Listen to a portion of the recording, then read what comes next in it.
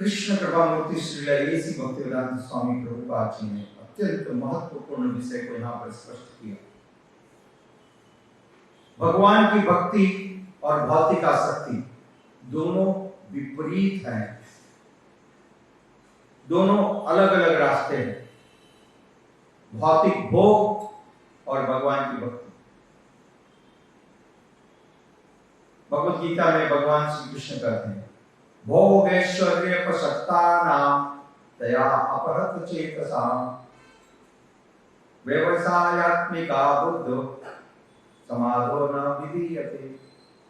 जो व्यक्ति भोग ऐश्वर्य के प्रति आसक्त है उसका मन भगवान की भक्ति में स्थिर नहीं हो पाता। उसके लिए भगवान की भक्ति का ध्यान करना, संपन्न करना बड़ा ही चुनौतीपूर्ण है। दूसरा प्रमुख विषय श्रील प्रभुपाद जी यहाँ स्पष्ट करते हैं कि परीक्षित महाराज को इतना बड़ा श्राप मिला, अभिशाप मिला कि 7 दिन के अंदर तुम्हारी मृत्यु हो जाएगी सांप के डसने से। कोई भी व्यक्ति संसार में कहेगा कि तो बहुत ही बुरा हुआ, बहुत ही दुर्भाग्यपूर्ण है, परंतु दुर्भाग्य को कैसे सौभाग्य में बदला जाता है, यही सबसे बड़ी सीखने की आवश्यकता है। सबसे बड़ी जीवन में सीख यही है। श्रील प्रभुपाद जी ने यहां पर लिखा, बुरे सौदे का अच्छा फायदा। परीक्षित महाराज के जीवन में कितना बड़ा श्राप मिला कि 7 दिन के अंदर उनकी मृत्यु हो जाएगी। जब वो जवान है, इतना अच्छा उनका राज्य है, सुंदर पत्नी है, किंतु उन्हें 7 दिन के अंदर मृत्यु की प्राप्ति हुई। दूसरे विषय के ऊपर ध्यान दीजिए। परीक्षित महाराज कोई साधारण व्यक्ति नहीं है। परीक्षित महाराज जब अपने मां के गर्भ में थे तब भगवान श्री कृष्ण ने स्वयं उनकी वहां पर रक्षा की थी, मां के गर्भ में रक्षा की थी। तो जो भगवान परीक्षित महाराज की रक्षा मां के गर्भ में कर सकते हैं, क्या वो उन परीक्षित की रक्षा उस ब्राह्मण के पुत्र के श्राप से आज नहीं कर सकते? जो ब्रह्मास्त्र से रक्षा कर दिए, ब्राह्मण के पुत्र का श्राप कौन सी बड़ी बात है? कोई बड़ी बात है क्या? एकदम नगण्य है। अरे ब्रह्मा के अस्त्र से रक्षा कर दिए तो ब्राह्मण का पुत्र क्या है? परंतु परीक्षित महाराज ने ये प्रार्थना ही नहीं की रक्षा कीजिए, क्योंकि परीक्षित महाराज ने कहा, परीक्षित महाराज ने सोचा ये तो बहुत ही उत्तम बात है, 7 दिन का समय मिला है और इस समय का पूरा पूरा सदुपयोग करके जीवन को सार्थक कर सकता हूं। श्रीमद् भागवत के दूसरे अध्याय के दूसरे स्कंद के 3 अध्याय में कहा गया है, आयुर्हरति वैपुंसा उदना अस्तम्यन्नसो तस्यैर्यक्षणो नीति उत्तम श्लोक वार्तया। आयु हरति वैपुंसा, प्रतिदिन सूर्य उदय और सूर्य अस्त के साथ हमारे जीवन का एक दिन कम हो रहा है। नहीं? जीवन का एक दिन कम हो रहा है। हम लोग मृत्यु के करीब जा रहे हैं, फिर भी जन्मदिन मना रहे हैं। मृत्यु के नजदीक जा रहे हैं हर दिन।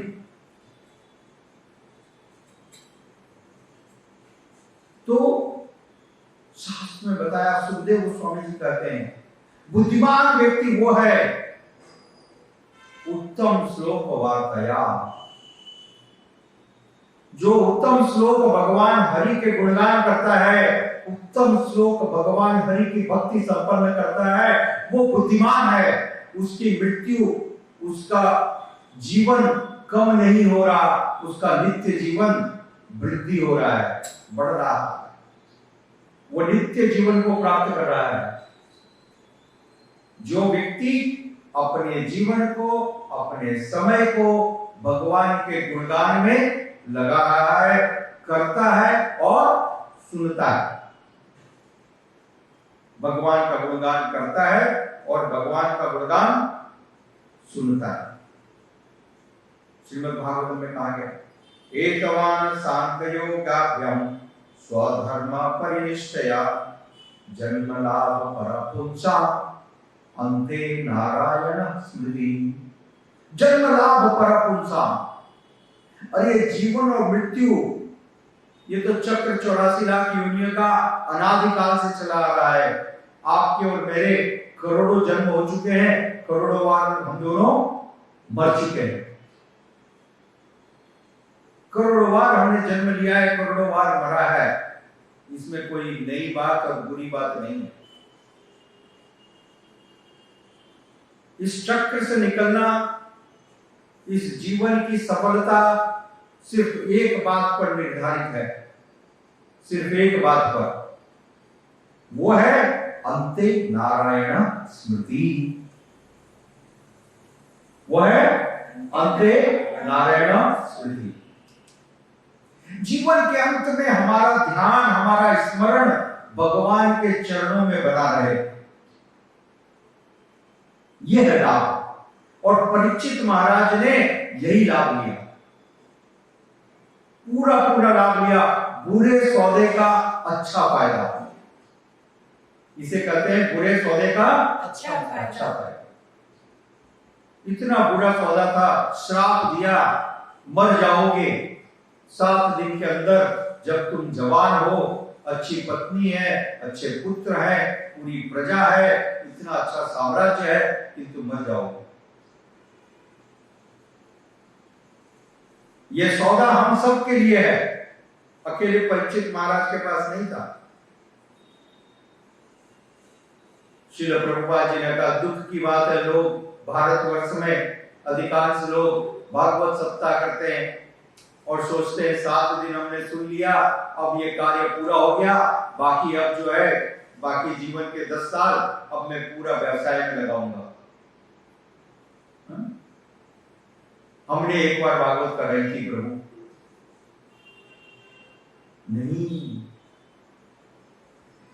नहीं, नित्यम भागवत सेवया। जिस दिन मैं मृत्यु को प्राप्त करूंगा, उस दिन के पहले तक लगातार भागवत का श्रवण करूंगा। समझ में आया? यह किया परीक्षित महाराज ने। ये था श्री परीक्षित महाराज का चुनाव। उन्होंने अपनी मृत्यु की तैयारी की।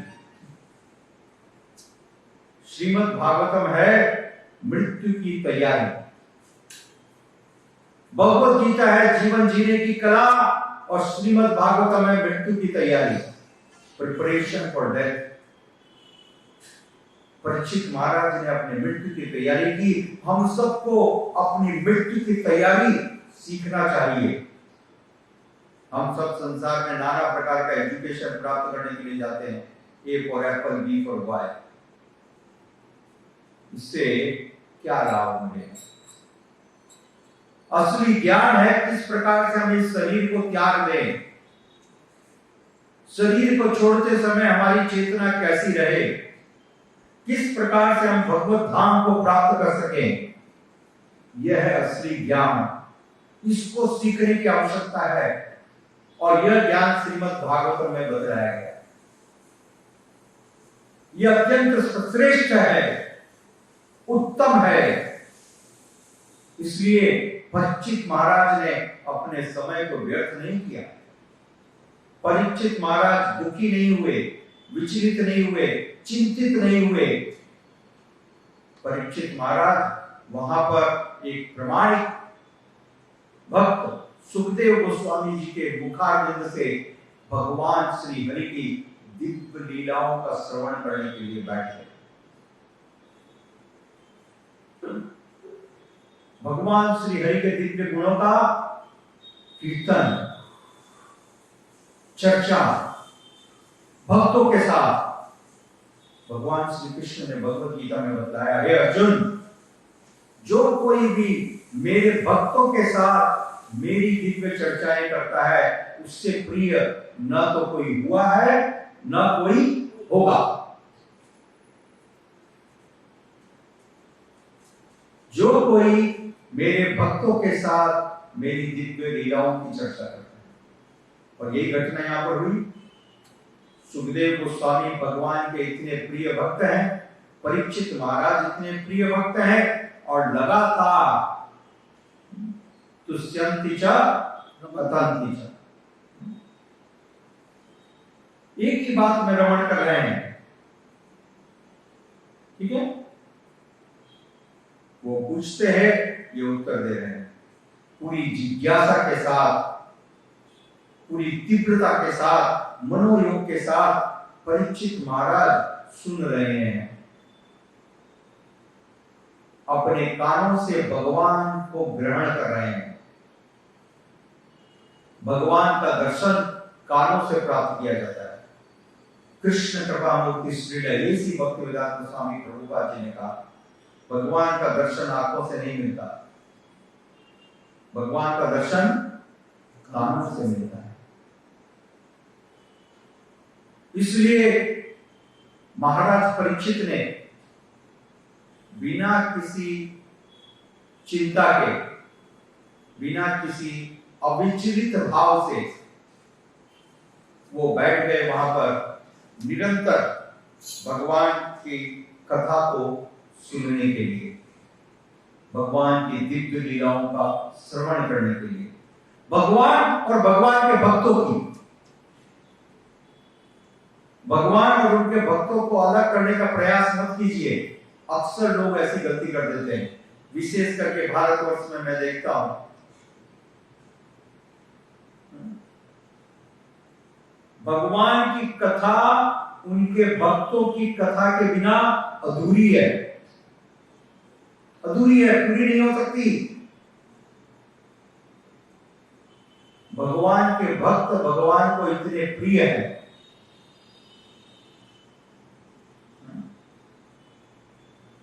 भक्त भगवान को हृदय में धारण करते हैं, भगवान अपने हृदय में भक्तों को धारण करते हैं। इसलिए श्रीमद् भागवतम इसका सबसे बड़ा उदाहरण है। आप देखिए, पहले स्कंद से भक्तों की कथा प्रारंभ होती है। परीक्षित महाराज भक्त हैं, कुंती महारानी भक्त हैं, भीष्मदेव भक्त हैं, सारे भक्तों की कथा प्रारंभ हो रही है। भगवान की कथा तो दसम स्कंद में जाकर के थोड़ी सी है। अधिकांश लोग ये गलती करते हैं और वो सोचते हैं भागवत मतलब 7 दिन बैठ करके हम श्री कृष्ण कथा सुन ले, दसम स्कंद का कुछ भाग समझ ले, हो जाएगा। डायरेक्ट अपने बच्चे को 10th क्लास में जाकर बैठाते हो क्या? नहीं। जिंदगी में कभी पास होगा? नहीं। कुछ बुद्धि प्राप्त करेगा? नहीं। कोई लाभ मिलेगा? नहीं। अरे एलकेजी से शुरू करते हैं और सने सने एक क्लास पढ़ते हुए आगे बढ़ता है, तब जाकर के वो 10th क्लास के अंदर पूरा विज्ञान समझ पाता है। करेक्ट? फिर आप ऐसी गलती क्यों कर रहे हो? इसलिए कृष्ण कृपा मूर्ति श्रील ऐसी भक्तिवेदांत स्वामी प्रभुपाद जी ने इस भागवतम की भूमिका में लिखा, कृपया करके पहले स्कंद से प्रारंभ करें, पहली सीढ़ी से चढ़ना शुरू करें और सने सने आगे बढ़े।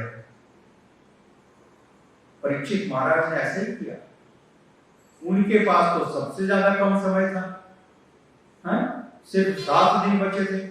आपके पास तो इतना सारा समय है, फिर क्यों बेसब्री कर रहे हैं? इसलिए ध्यान पूर्वक मनोयोग से भगवान के भक्तों का चरित्र सुनिए, भगवान के भक्तों की कथा सुनिए। भगवान के भक्तों की कथा, भगवान के भक्तों का चरित्र सुन करके हमारे जीवन में भक्ति दृढ़ होगी, भक्ति करने की इच्छा बलवान होगी।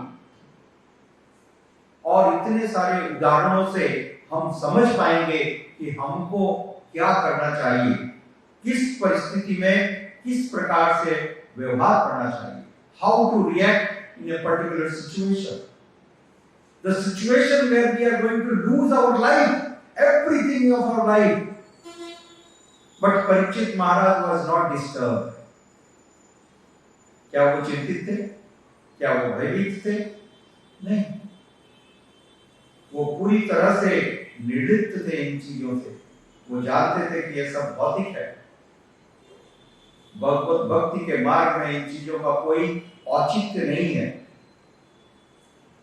वस्तुएं तभी तक लाभदायक है जब वो भगवान की सेवा में उपयुक्त होती हैं, और जो कुछ भगवान की सेवा में उपयुक्त नहीं हो रहा वो सब व्यर्थ है, वेस्ट। तो हम इतना सारा वेस्ट को जमा करके और खुश हो रहे हैं,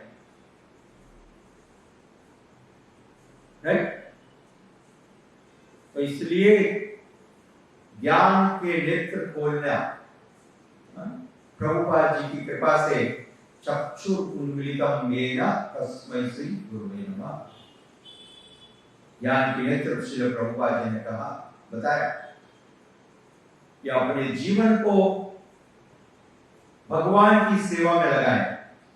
जैसा इस तात्पर्य में श्री प्रभुपाद जी लिखते हैं, जैसे जैसे हम भगवान की सेवाओं को ज्यादा संपन्न करेंगे, वैसे वैसे भगवान की सेवाओं के प्रति, भगवान के चरणों के प्रति हमारी आसक्ति बढ़ती जाएगी, अट्रैक्शन बढ़ते जाएगा।